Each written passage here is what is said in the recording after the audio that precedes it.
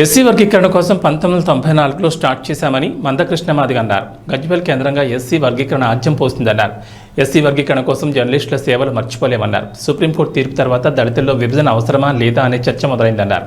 అమరవీరుల త్యాగంతో తెలంగాణ ఏర్పాటైందన్నారు. ముఖ్యంగా చట్టసభలో మేము లేము కానీ ప్రధాన ప్రతిపక్షంగా వ్యవహరించాం. కొన్ని విజయాలు సాధించే కాడ ప్రధాన ప్రతిపక్షంగా వ్యవహరించాం. ప్రశ్నించే కాడ, నిలదీసే కాడ, యుద్ధం చేసే కాడ, పాలకుల మెడలు వంచే కాడ. ఎగ్జాంపుల్ ఒకటి చెప్తున్నా. నేను బీసీ అండ్ నా రెడ్డి సామాజిక వర్గం సంబంధించిన అనుకుంటే ఒక పోరాటానికి సంబంధించిన గుర్తులు చెప్తున్నాను. నేను మనందరికి తెలుసు వృద్ధుల పెన్షన్, విడోస్ పెన్షన్స్. 2004లో వృద్ధుల పెన్షన్ 200 ఉండే. రాజశేఖర్ గారు మొదలుపెట్టారు. అంతకుముందు చంద్రబాబుని 75 ఇచ్చాడు. 2004లో రాజశేఖర్ గారి ప్రభుత్వం 200 పెన్షన్ ఇస్తే 2014లో కిరణ్ కుమార్ రెడ్డి గారు ముఖ్యమంత్రిగా గదే 200 ఇచ్చాడు. 2004 మేలో రాజశేఖర్ గారు ముఖ్యమంత్రి. తర్వాత ఆయన చనిపోయినాక 2009లో రోషే ముఖ్యమంత్రి. ఆయన దిగిపోయినాక 2014 వరకు కిరణ్ కుమార్ రెడ్డి గారు ముఖ్యమంత్రి. కిరణ్ కుమార్ రెడ్డి గారు ఎప్పటి వరకు ఉన్నాడు? 2014 మే వరకు ఉన్నాడు. జూన్ 2 మనకు ముఖ్యమంత్రి వచ్చింది, తెలంగాణ వచ్చింది. ఈ 10 ఏళ్లలో ముగ్గురు పరిపాలించారు, కానీ రూపాయి పెరగలే పెన్షన్. ₹1 పెరగలే పెన్షన్. 2004లో 200, 2014 200. 2004 మే నెలలో రాజశేఖర్ గారు ముఖ్యమంత్రి అయిన 2014 మే వరకు కిరణ్ కుమార్ రెడ్డి ముఖ్యమంత్రి. ₹1 పెరగలే. కానీ అది 10 ఏళ్ళలో ₹1 పెరగలేదు కదా. మరి మరో 10 ఏళ్ళలో 4000 దాకా వచ్చింది. ఇప్పుడు ₹1 పెరగలే. రాజశేఖర్ గారు ప్రభుత్వం ప్రవేశపెట్టిన మొదటి బడ్జెట్ 33,000 కోట్లు. కిరణ్ కుమార్ రెడ్డి గారు ప్రవేశపెట్టిన చివరి బడ్జెట్ 1,61,000 కోట్లు. రాజశేఖర్ గారి కాలంలో ఎమ్మెల్యేల జీతాలు 25,000. కిరణ్ కుమార్ రెడ్డి గారు వచ్చినప్పటికీ 1,00,000.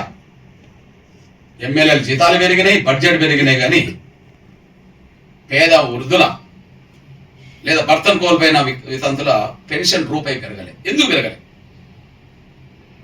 అడిగేటోళ్ళు లేరు, ప్రతిపక్షాలు అడగలే. పెంచాలనే సదుద్దేశం వాళ్ళకు లేదు, అలా పాలకులు పెంచలే. మరి ఎట్లా పెరిగినాయి? 2 సంఘటనలను ఒక ఉద్యమంగా మార్చడానికి దారితీసింది. వరంగల్ మహబాద్ దగ్గర గుండ్రాతి మడగ అనే గ్రామం ఉన్నది. ఆ గ్రామంలో ఒక బీసీ తల్లిని కన్న కూతురే, ఆమె కన్న కూతురు మహబాద్ నుండి మహబాద్కి వచ్చి ఉన్నది.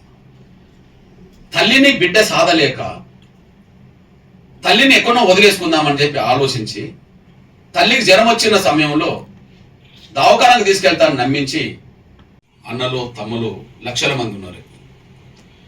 వాళ్ళ పక్షాన ఎవరు గొంతెత్తనప్పుడు వాళ్ళను హక్కున చేర్చుకొని వాళ్ళ పట్ల కూడా మనం ఉండాలని అనుకొని వాళ్ళ వైపు కూడా ఒక సంఘం ఏర్పాటు చేసి ఆ సంఘాన్ని ఒక పెద్ద ఉద్యమంగా మార్చి భారతదేశంలో ఎక్కలేని ఫలితాలు మన తెలుగు నేల మీదనే సాధించి పెట్టారు.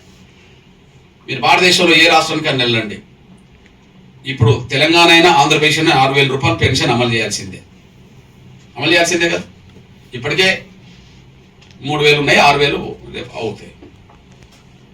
బహుశా భారతదేశంలో ఏ రాష్ట్రానికి అని వెళ్ళండి, వామపక్షాలు పరిపాలించే రాష్ట్రాలు ఉన్నాయి, బీజేపీ పరిపాలించే రాష్ట్రాలు ఉన్నాయి, కాంగ్రెస్ పరిపాలించే రాష్ట్రాలు ఉన్నాయి, ఇతర ఎన్డీఏ కూటమిలో లేదా కాని కూటమిలో ఉన్న రాష్ట్ర ప్రభుత్వాలు కూడా ఉన్నాయి. ఎక్కడ ఇంత పెన్షన్ కానీ ఇక్కడ సాధించి పెట్టిన ఫలితాలు కానీ ఈ దేశంలో ఎక్కడ కనిపించవు. కారణం ఏంది? వికలాంగుల పక్షాన ఏ పార్టీ ఏ సంఘం బలంగా ముందుకు రాలేదు. తెలుగు నేల మీద ముందుకు వచ్చింది కాబట్టి ఆ ఫలితాలు దక్కడానికి దారితీసింది. తిరిగి సమాజానికి మనం చైతన్యవ్వాలి. ఈ శక్తి మన మాదిగలకే కాదు, ఈ శక్తిని ఇచ్చింది సమాజం. తిరిగి సమాజానికి మన శక్తి మళ్ళీ ఉపయోగపడాలనే దాని మీద జరిగిన ప్రయత్నాలు దేశం లెక్కలేని విధంగా వికలాంగ సమాజానికి ఉపయోగపడ్డాయి. రిక్షాలు పంపి, ఆటో రిక్షాలు పంపి, బండ్లు పంపి, అవి పంపి ఇవి పంపి ఒప్పించుకొని మెప్పించుకొని తీసుకెళ్ళి ఓటు వేయించుకుంటారు కదా. మరి ఓట్లు వేయించుకున్న వాళ్ళకు వాళ్ళ సంక్షేమం చూడాల్సిన బాధ్యత లేదా? 200 స్థానంలో ఒక ₹1,000 పెన్షన్ ఇస్తే ఎవరి మీద ఆధారపడకుండా అమ్మ బతుకుతుంది కదా. మనసులో వచ్చేసి అక్కడనే మళ్ళా ఉమ్మడి వరంగల్ జిల్లాలో చిట్యాల ఉన్నది. చిట్యాలలో భార్యాభర్తలు ఇద్దరు ఆత్మహత్యలు చేసుకున్నారు. రాజిరెడ్డి వెంకట నరసమ్మ. రాజిరెడ్డి గారి వయసు 80 సంవత్సరాలు, వెంకట నరసమ్మ వయసు 75 సంవత్సరాలు. గా వయసులో ఆత్మహత్య చేసుకున్నారు వాళ్ళు. పేపర్లో వచ్చింది, సాక్షిలో ఉన్నాయి, ఫోటోతో సహా. ఏమని? పండుటాకుల బలవన్ మరణం, పోషించే దిక్కులేక అగత్యం. పండుటాకుల బలవన్ మరణం, పోషించే దిక్కులేక అగత్యం అని చెప్పి అది వచ్చేసి ఈ రెండు సంఘటనలు మనసులు ప్రభావితం చేసినాయి.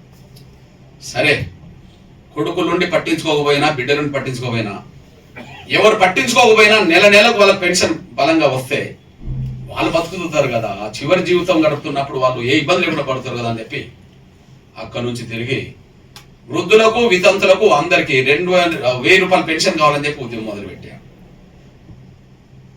6 నెలలు 7 నెలలు ఉమ్మడి ఆంధ్రప్రదేశ్ తిరిగి, మీ అందరూ తెలుసు, ఇక్కడ గ్రౌండ్ సరిపోదని చెప్పి ఉప్పల్లో ఈ మెట్రోకు కోసం ఖాళీ స్థలం ఒకటి ఉన్నది. 100 ఎకరాల స్థలంలో 10 లక్షల మంది మీటింగ్ పెట్టారు. ఏప్రిల్ 28, 2013, అంటే సరిగ్గా ఎన్నికలకు ముందు. అంతకుముందు అందరిని కలిశాను, కేసీఆర్ని కలిశాం, చంద్రబాబు కలిశాం, అందరిని కలిశాం. చంద్రబాబు పాదయాత్రలు ఉన్నాడు.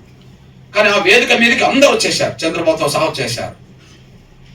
కేసీఆర్ ఈటల రాజేందర్ పంపాడు, మా కిషన్ రెడ్డి అని వచ్చిండు, అందరూ వచ్చేసారు. ఆ రోజు అందరితో అనిపించాము 1,000 రూపాయలు పెన్షన్ ఇస్తాము అని చెప్పి. అందరితో అనిపించిన ఫలితం అంతిమంగా చంద్రబాబు నాయుడు అక్కడ ముఖ్యమంత్రి అయ్యిండు, ఎన్నికలు కదా, ఆడ 1000 రూపాయలు అమలు చేసిండు. ఇక్కడ కేసీఆర్ నాకు ఆ మాట ఇచ్చిండు, వేదిక మీద ఈటల రాజేందర్ చెప్పిండు, 1000 రూపాయలు ఇక్కడ అమలు చేశాడు. 10 ఏళ్ళు గడిచినా రూపాయి పెరగలేదు, కానీ ఒక ప్రయత్నం ద్వారా 1000 రూపాయలు పెరిగినాయి. ఆ 1000 మరో ఎన్నికలు వచ్చినప్పటికి మళ్ళీ 2000 చేయించాం. ఆ 2000 మళ్ళీ ఎన్నికలు వచ్చినప్పటికి మళ్ళీ 4000 అయిపోయినాయి. ఇప్పుడు చెప్పండి, 10 ఏళ్ళు గడిచినా ఒక రూపాయి పెరగలేదు. 2004, 2014 మధ్యలో మరో 10 ఏళ్లలో 200, 4000 దాకా వచ్చేసింది. బహుశా భారతదేశంలో ఇంత పెన్షన్ ఇచ్చే రాష్ట్రాలు ఎక్కడ లేవు. ఏ ప్రభుత్వంలోనే మీరు చూడండి, ఇంత పెన్షన్ ఇచ్చే రాష్ట్రాలు లేవు. ఇప్పుడు చెప్పండి, అన్ని